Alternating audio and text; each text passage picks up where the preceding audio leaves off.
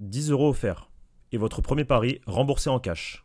Avec le lien en description et le code promo JDR10.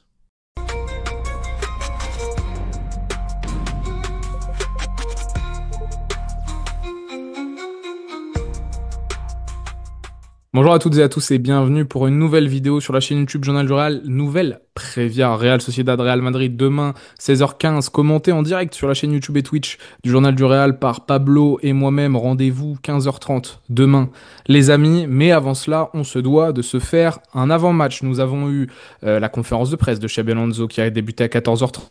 Elle aussi couvert, et comme pour tout le reste, hein, tout ce qui arrive pour les différentes conférences de presse du coach espagnol, couvert en direct en live sur YouTube et sur Twitch.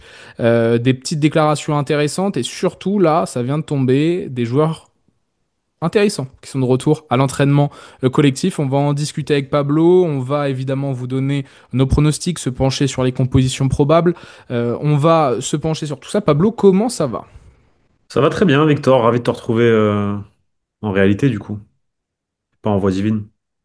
Oui, oui, parce que maintenant Pablo, lui, en conférence de presse, il met juste sa petite voix, pas sa tête. Donc on n'a pas l'occasion de se voir. Plus C'est la pro. première fois qu'on voit la teuté, tu vois, qu'on se voit la petite teuté. Ça fait plus pro d'avoir une voix off quand c'est de la trad.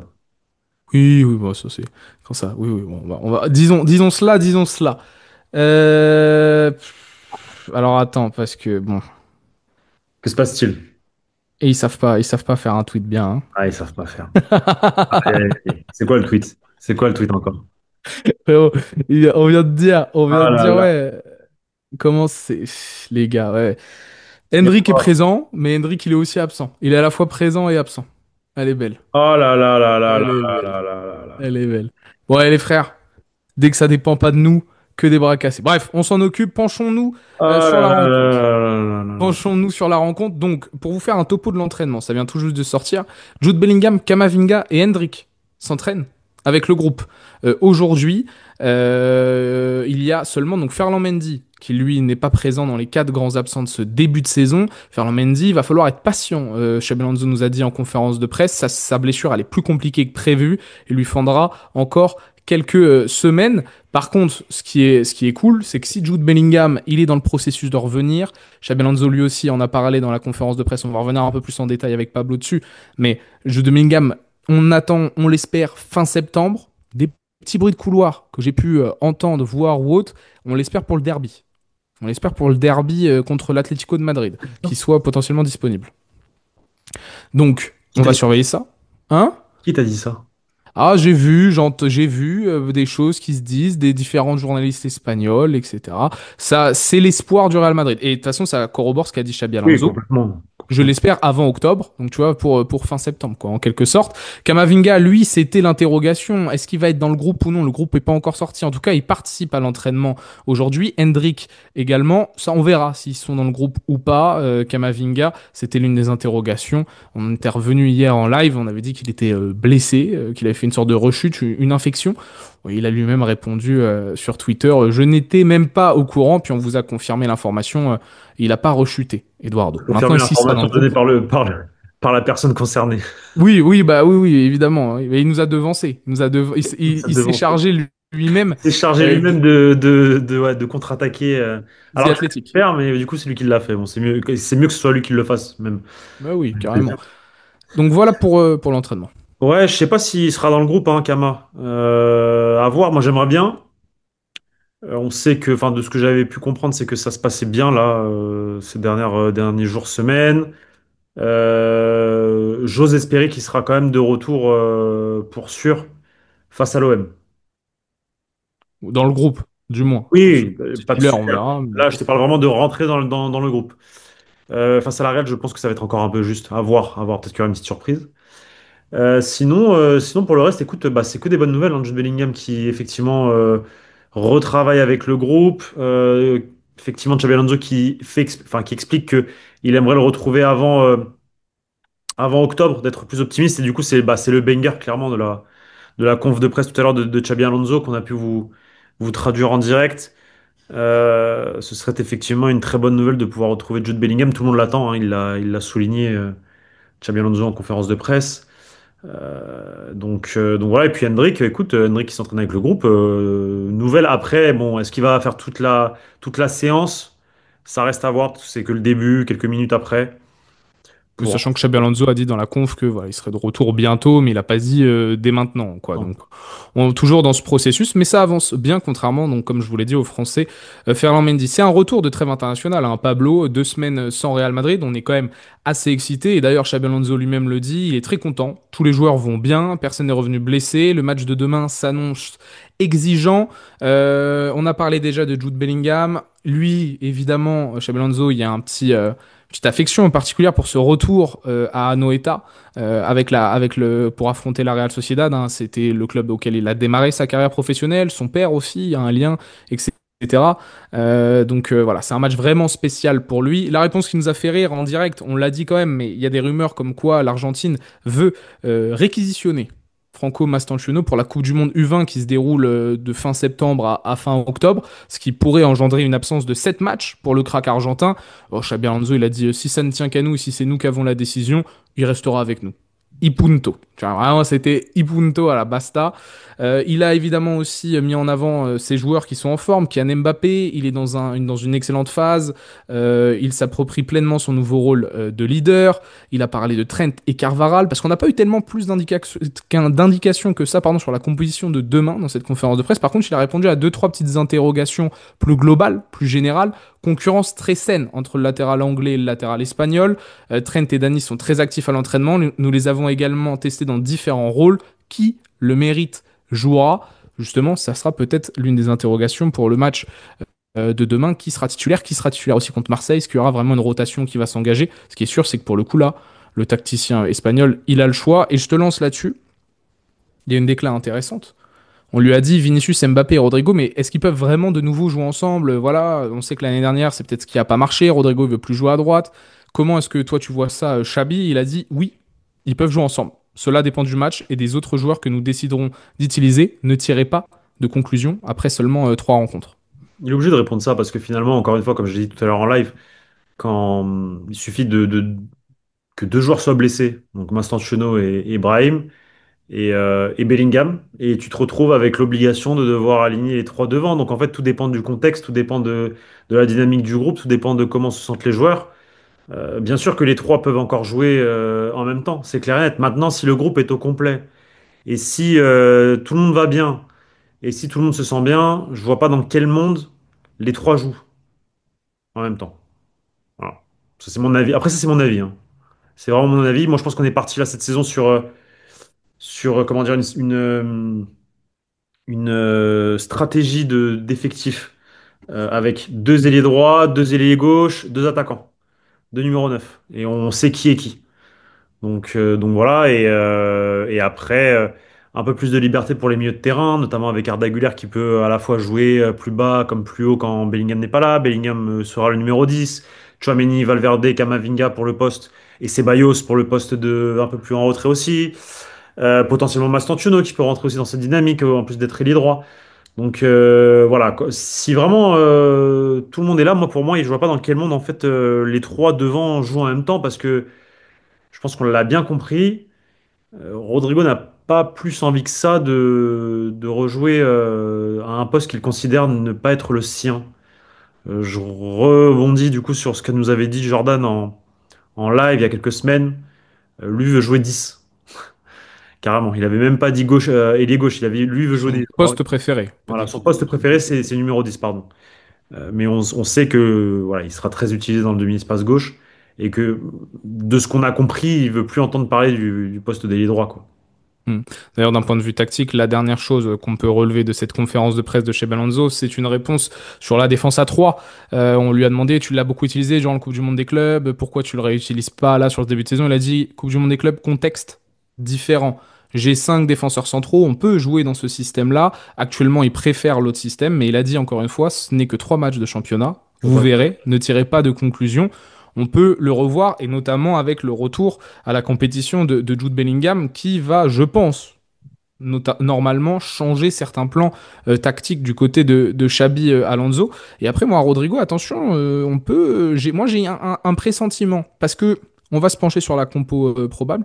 Il peut quand même se passer, on peut avoir des surprises demain, retour de trêve, Federico Valverde, peut-être du repos, Trent Carvajal, on ne sait pas. On a entendu dire de Valdebebas, Fran Garcia, Carreras, on ne sait pas trop non plus parce que il a envie de... Pourquoi pas, on peut avoir des surprises pour le match de demain. Et attention, Marseille arrive très vite, hein, c'est mardi, on rejoue le samedi et on rejoue encore le mardi d'après. Il y a un enchaînement de 4 matchs en l'espace de quoi 15 jours. Ouais, bon, pile poil 15 jours, quoi. Donc un match tous les vraiment 3-4 jours. Attention à ça, il faudra le surveiller. Avant de vraiment se pencher sur la compo probable, un peu analyser l'adversaire aussi, c'est le moment partenaire.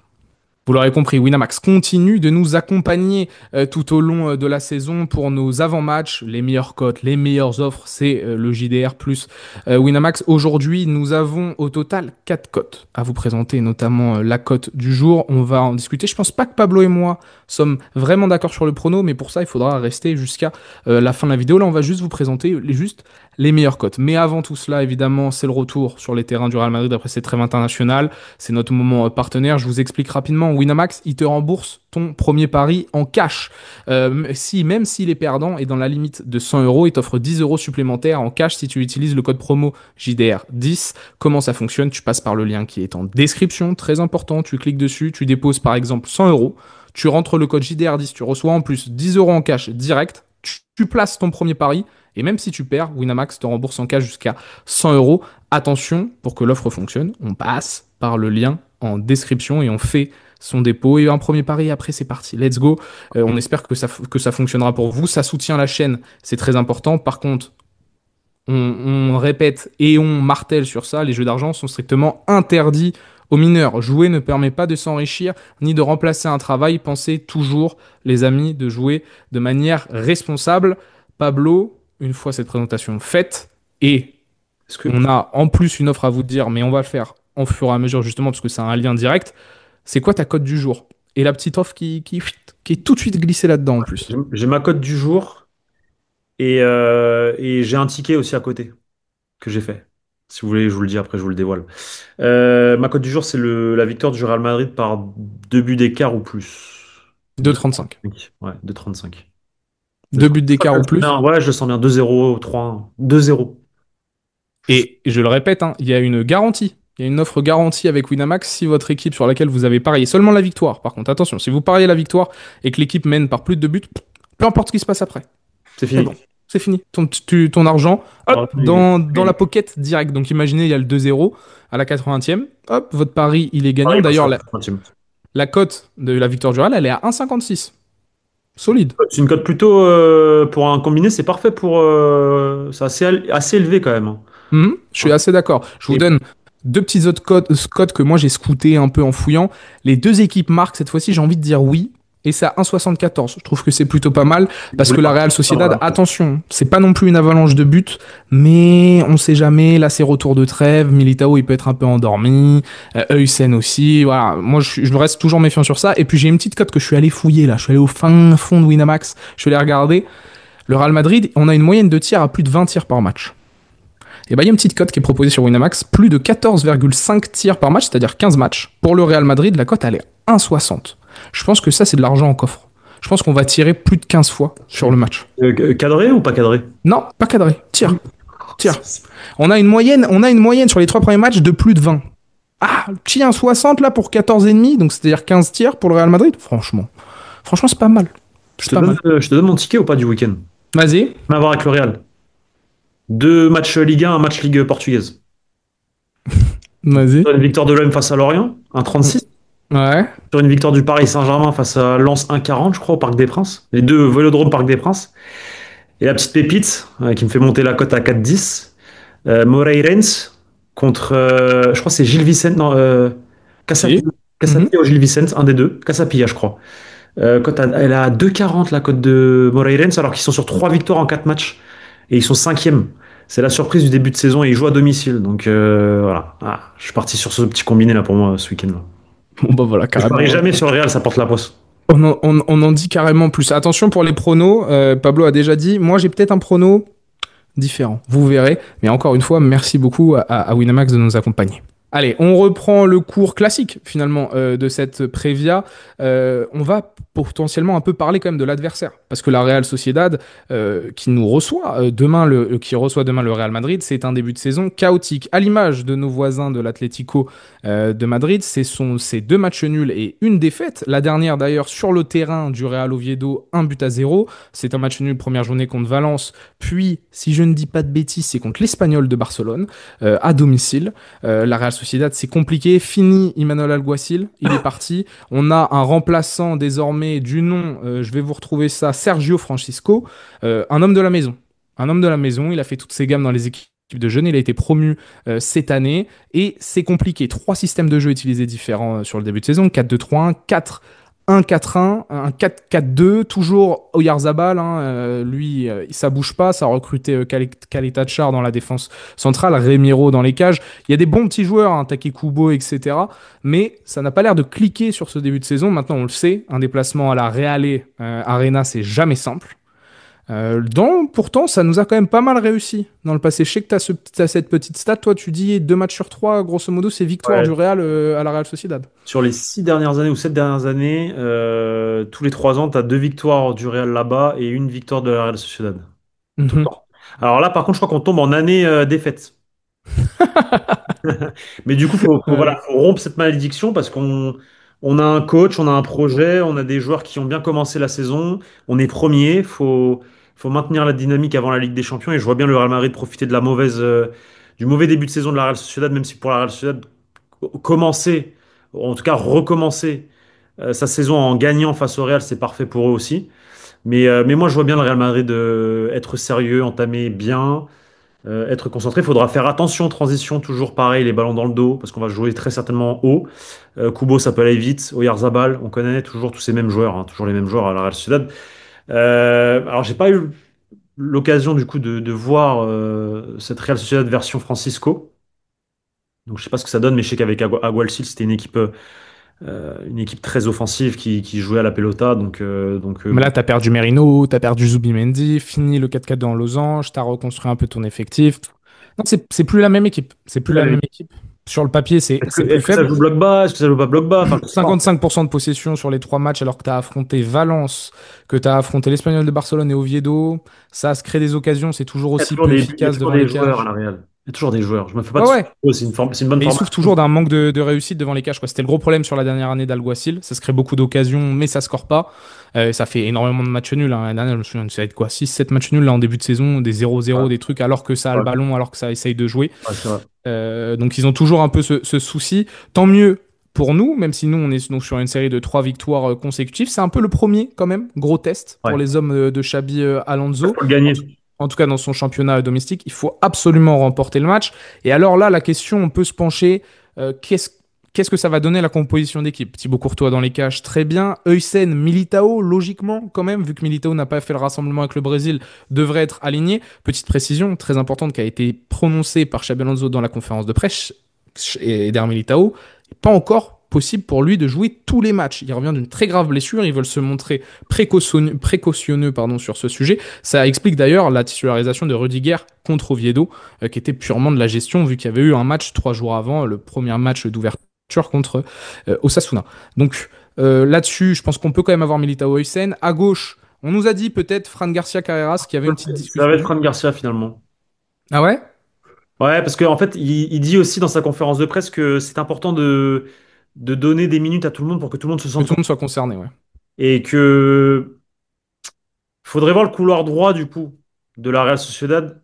Mais il y a un monde où effectivement on pourrait partir justement avec Fran Garcia qui n'a pas eu de minute encore cette saison. Donc pourquoi pas Fran Garcia et du coup Trent à droite. Trent, moi je pense que ça sera Trent contre la Real. Il a pas eu, tu vois, il a pas été avec l'Angleterre.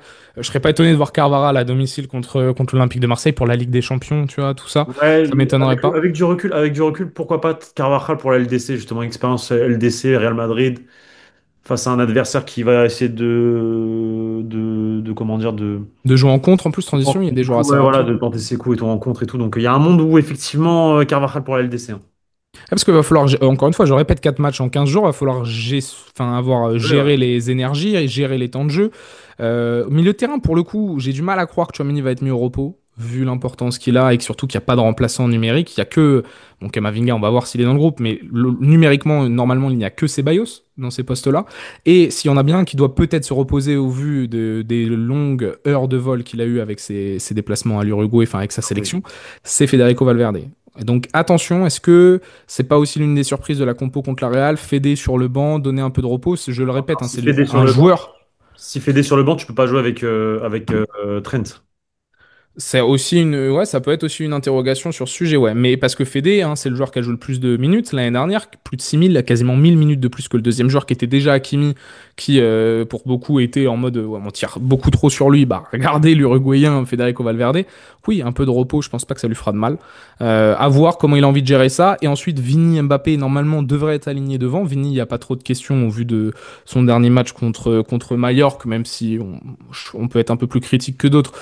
Normalement, il devrait être titu. La question, c'est est-ce que Mastantuono est remis alors que lui aussi, il a voyagé avec l'Argentine, il a joué?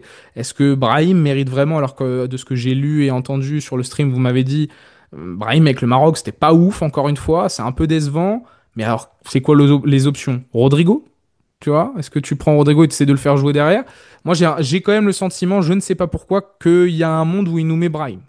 Moi, Il y je a un pense qu'il monde va où il mettre nous met Brahim. Brahim. Je pense qu'il va nous mettre Brahim parce qu'encore une fois, ça rejoint ce qu'il dit de donner du temps de jeu à tout le monde. Brahim a joué titulaire le premier match. Je pense qu'il va lui redonner sa chance demain face à la Real.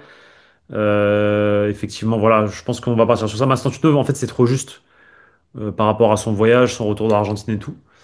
Donc je pense qu'on partirait effectivement. Et du coup, en fait, l'interrogation réellement, c'est Trent et en fait, c'est les latéraux en réalité. Milieu aussi, quand même. Est-ce que tu Avec fais tourner? Valverde, en fait, parce que si tu mets Valverde, tu peux mettre Trent pour moi. Si tu mets pas Valverde, Trent. Est-ce que Gonzalo, ouais, est-ce que là tu le mets titulaire sur ce genre de truc? Pas sûr non plus en Non, plus. Gonzalo, c'est joueur. Comment tu joues avec Vini, Mbappé et Gonzalo? Gonzalo, c'est Moi je vous l'ai dit, hein, ça va être ça sur la ligne d'attaque, c'est assez compliqué, il n'y a pas beaucoup de profils complémentaires. En tout cas dans ce système de, tu vois, des joueur. ailiers et tout là. Ah, c'est un peu une galère. C'est un peu une galère. Donc ouais.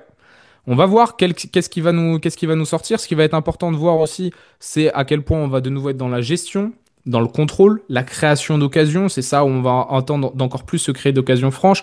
Il y a des petites stats qui sont sorties, hein. On a concédé, mis à part le but de l'éternel Muriqui contre Mallorca et le sauvetage de Carreras sur sa ligne là, qui était assez exceptionnel contre Mallorca. On n'a pas subi d'autres occasions franches depuis le début de la saison. Ça change drastiquement quand même par rapport à sous Ancelotti l'année dernière. Est-ce que ça va continuer, perdurer dans ce sens-là? Est-ce qu'on va réussir à être plus incisif, balle au pied, se créer des occasions? Est-ce que Kylian Mbappé va continuer sur son excellente dynamique, continuer à marquer les esprits? Vini aussi, qui selon As est de retour à 100% physiquement et mentalement. Est-ce qu'on aura la confirmation de cela demain? Il y a un joueur sur lequel tu vas être plus attentif ou pas là sur la rencontre? L'équipe au global parce que ça reste le premier test, un gros test de l'année. On a bien démarré. Faut être solide, faut jouer en équipe. Et il faut faire en sorte que les joueurs de devant se sentent dans les meilleures conditions pour pouvoir performer et marquer. Donc vraiment sur la performance collective en fait, face à cette Real Sociedad à l'extérieur. Tu me prends un peu ma réponse, parce que pour le coup, d'un point de vue individuel, j'ai pas plus un joueur que Ouais, ça que je vais surveiller. Je pense que Courtois peut être sollicité un peu plus qu'à l'accoutumée sur ce début de saison. Je sais pas, ouais. j'ai un peu ce Moi, feeling. moi, je le sens bien demain. Ok. Moi, Les deux, c'était dans l'idée de dire un match un samedi, 16h15. Retour de trêve. ouais, mais non, mais ça me. Ça sent pas. Non, non, bah au Dans le contraire. match de sénateur, donc j'ai hâte de voir l'attitude de l'équipe. On n'est plus des sénateurs avec Xabi Alonso. C'est ça le truc. Non, non, non, non. Donc, Xabi ne veut pas ça, mais les voilà. joueurs, moi je l'ai quand même vu sur le début de saison. Tu sais, il y a des séquences de deuxième mi-temps. La deuxième mi-temps là contre Oviedo. Oh, on ronronne hein, jusqu'à la rentrée de Vini, hein. Oh, Ça on est en mène. mode Ça on mène dort, 2-0. hein. Parce que ça mène 2-0. 1-0, 1-0. Non, 1-0 et Oviedo Ah oui, tape le pardon. poteau, hein. Oui, oui, pardon. T'es à ça d'avoir un partout, hein, parce qu'on ronronne, on joue pas trop. D'ailleurs, Xabi avait dit qu'il était pas très content. Il avait dit que la première mi-temps était très bonne, que la deuxième, jusqu'à la rentrée de Vini, c'était pas trop ça, quoi. Attention à l'attitude des joueurs, c'est ça que je vais surveiller d'un point de vue global. Et c'est vrai que j'ai envie de voir aussi ce que va donner les mini-rotations de Xabi Alonso avec des joueurs qui ont peut-être eu moins de temps de jeu sur début de saison. Un Brahim peut-être revanchard, un Fran Garcia qui doit montrer ce qu'il prouve s'il a du temps de jeu, Carvajal Trent qui va jouer et est-ce qu'il va répondre présent pour continuer cette concurrence saine. C'est sur ça aussi sur lesquels je vais être assez attentif. Et donc pour ma part, au niveau du prono, j'ai dans ma tête un partout qui me trotte un peu. J'ai le un partout, j'ai le match nul d'après trêve, match samedi après-midi, match un peu relou, Real Sociedad. Je pense qu'en plus, sincèrement, de ce que j'ai vu, je suis pas sûr que ça soit une équipe très joueuse sur ce début de saison. Ah, je sais pas, j'ai pas non plus ce feeling. Moi, je maintiens mon pari, comment dire, 2 buts d'écart, victoire du Real Madrid par 2 buts d'écart. Je pense que ça va se tenir. J'ai un bon feeling, je le sens bien. Je pense que le Real Madrid va jouer sérieux. Au contraire, la trêve a fait du bien, je pense même. Comme il l'a dit, il n'y a pas beaucoup de blessés. Tout le monde est, enfin, il n'y a même pas du tout. Enfin, il y a les blessés qu'on connaît, mais ce que je veux dire, c'est que la trêve, il n'y a pas eu de retour. Tout le monde est revenu sain et sauf. Il y a eu des Brésiliens qui sont restés à Madrid. Je pense que ça a bien été bossé. Moi, je pense qu'il y aura un résultat positif demain face à la Real. Je le sens bien.